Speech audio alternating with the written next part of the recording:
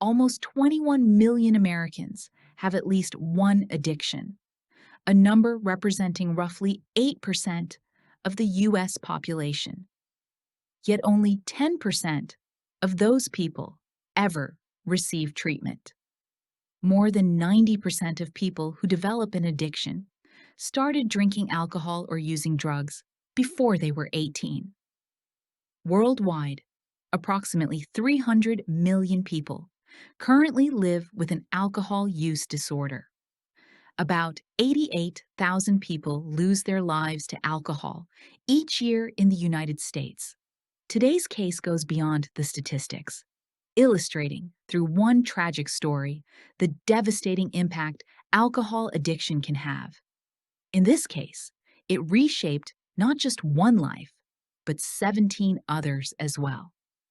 I'm Angela Willis, and on today's episode of Women That Kill, we look at Irina Gaidamachuk, a woman Russian media nicknamed Satan in a Skirt.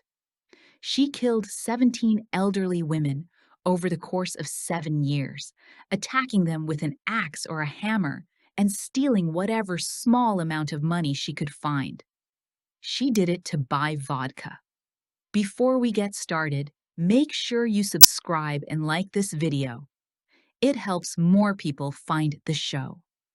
Irina Gaidamachuk was born in 1972 in the Soviet town of Nyagan. From an early age, she began to struggle with alcohol addiction. Her problems eventually became so severe that her parents lost custody of her. At 18, as the Soviet Union began collapsing, Irina moved to Krasnoyarsk in the early 1990s. She met a man named Yuri there. Together, they built a life that looked ordinary from the outside. They had 2 daughters. Irina was known as a caring, involved mother in her community. She helped at her younger daughter Anastasia's school. A friend from that time described her simply: she was kind and gentle, always eager to help. So how does a woman like that become a serial killer? To answer that question, you have to understand the world she grew up in. To truly understand Irina Gaidamachuk, you have to understand the Soviet Union's relationship with alcohol. It is one of the most consequential and least discussed public health failures in modern history. From 1930 to 1990, the Soviet government prohibited the public publication of any information related to alcohol consumption, alcohol abuse, or alcoholism.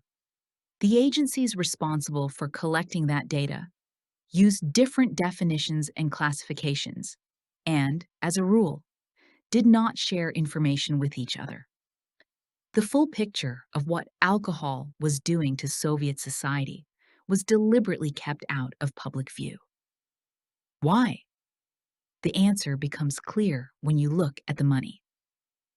Tax records, one of the few reliable windows into Soviet alcohol data that historians have been able to access, reveal that, from 1930 to 1960, approximately 13% of the Soviet government's total revenue came from excise taxes on alcohol. To put that in perspective, in the United States today, excise taxes on fuel, tobacco, and alcohol combined account for only about 2.9% of government revenue. The Soviet government was financially dependent on its citizens drinking. Heavily, consistently, and in enormous quantities. That dependency created a profound and tragic conflict of interest. Truly addressing alcoholism with public health resources, treatment programs, and honest data meant admitting a problem the government's finances depended on. So, officially, the problem was minimized, explained away, and blamed on individuals rather than the system. The official Soviet position was that alcohol abuse stemmed from character flaws, from a lack of personal willpower, from foreign influences, from low levels of education and culture. The government believed that deviant behavior caused by heavy drinking could be managed through disciplinary measures by law enforcement, not through medical treatment, counseling, or rehabilitation. The result was a country with one of the world's worst alcohol problems and almost no infrastructure to address it. There were few treatment programs and resources for families struggling with addiction. Public acknowledgement that addiction was a disease was almost non-existent. Irina Gaidamachuk came of age in this bleak reality. When addiction took hold, she fell, with nothing and no one to break her fall. By 2003, when Irina was 30 years old, her alcohol addiction had become all-consuming. Alcoholism is clinically defined as a chronic, relapsing brain disease. It produces a compulsion to drink that overrides almost everything else. People suffering from severe addiction experience powerful physical and psychological dependence. They crave alcohol constantly. Without it, withdrawal symptoms like nausea, vomiting, or seizures can set in. The brain, rewired by years of heavy drinking, can struggle to function normally without the substance it depends on. Irina's husband, Yuri, had watched her addiction escalate for years. In an attempt to limit the damage, he decided to stop giving her money. He was afraid, he later said, that any money she received would go directly to alcohol. Irina needed money for vodka. With no legal means to obtain it, she found another way, one that would have far-reaching consequences. Irina needed money for vodka, and with no legal way to get it, she found another way. The pattern was methodical and chillingly consistent. Irina would identify elderly women, typically between 60 and 90 years old, who lived alone. She followed them home. She knocked on their doors and introduced herself as a social worker. The elderly woman, living alone, had no reason to be suspicious of a woman who presented herself as someone there to help. When they let her in, she killed them. She used a hammer or an axe, attacking with brutality. Investigators later struggled to reconcile this violence with the ordinary-looking woman they arrested. Then she searched the apartment and took whatever money she could find. The victims were not wealthy. Most lived on small pensions in modest apartments. Over 7 years, from about 2003 to 2010, Irina killed 17 women. In all those murders, police estimated she stole about $1,300 total. Sometimes, she killed for as little as $25. Every stolen ruble became a desperate plea, a drink to quiet the agony, if only for a few hours. For years, the murders went unsolved, and part of the reason they went unsolved for as long as they did reveals something important about how investigators approached the case. More than 3,000 people were questioned during the investigation. The crimes were brutal, physical, and methodical. For a long time, police did not seriously consider a woman as the perpetrator. They believed only a man could commit such attacks. The violence, they assumed, pointed to a male killer. That assumption cost valuable years of investigation time. Progress stalled, with leads growing cold. The breakthrough came from the 18th victim, the one who survived. She gave investigators a full description, and she told them something that changed everything. The person who attacked her was a woman. The investigation shifted immediately.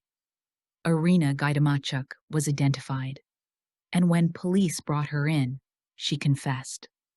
But the case carried an additional shadow that is important to acknowledge. In the pressure to solve the crimes, another woman had been suspected, and after what investigators described as pressure from authorities, that innocent woman had confessed to the murders. When Irina was arrested and the truth emerged, the wrongly accused woman was released. It was a reminder that the urgency to close a case can sometimes lead to injustice. Irina's own words after her arrest were devastating, quiet, and simple. She told police, "I did it for money. I just wanted to be a normal mom. But I had a craving for a drink. My husband, Yuri, wouldn't give me money for vodka." Her husband, Yuri, when told that his wife of 14 years was a serial killer, said only, "I lived with her for 14 years, but never suspected anything." The motive was not hatred or cruelty for its own sake. It was addiction. A disease untreated for decades, in a country that ignored it for 60 years.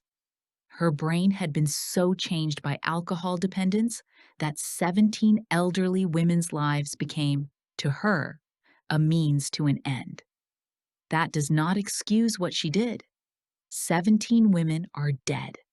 Their families carry that loss. Nothing changes that.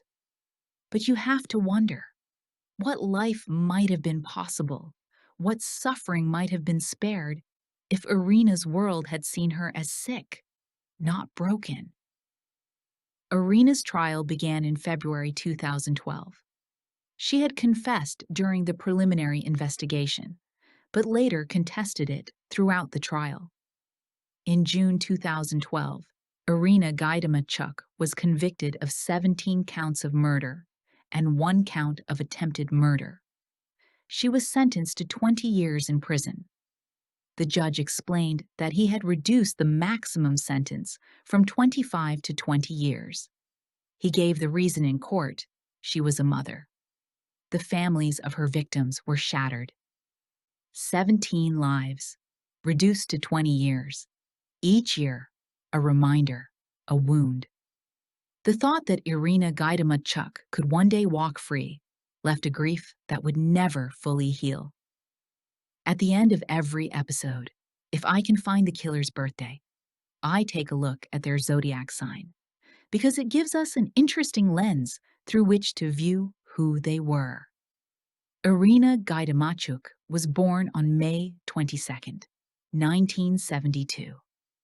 That makes her a Gemini, and just barely one, sitting right on the edge of the Gemini-Taurus cusp, which gives her story an interesting additional layer. Geminis are known for their adaptability and their ability to present different faces to different people. They are perceptive, quick to read a room, and extraordinarily skilled at becoming whatever a situation demands. They pick up on social cues with remarkable speed and can shift their presentation in an instant. And when you look at Irina through that lens, something uncomfortable comes into focus. To her neighbors and her daughter's school community, she was the kind and gentle mother, always eager to help. To the elderly women she targeted, she was the trustworthy social worker at the door. She moved between those identities with ease, and nobody questioned either one. Geminis are also said to carry a deep fear of being trapped in circumstances, in emotions, in lives that feel like they offer no way forward. And Irina was trapped. Trapped by an addiction that had taken over her brain. Trapped by a system that had never offered her any real path to recovery, and trapped in a life that was slowly falling apart around her. The Gemini cusp with Taurus also adds a layer of stubbornness and compulsion. Once locked into a pattern, it becomes almost impossible to break. And Irina's killing pattern, repeated 17 times with almost identical precision, reflects exactly that kind of locked-in, compulsive behavior. I hope you enjoyed today's episode. If you want to learn more, check out my playlist. There are plenty more stories waiting for you.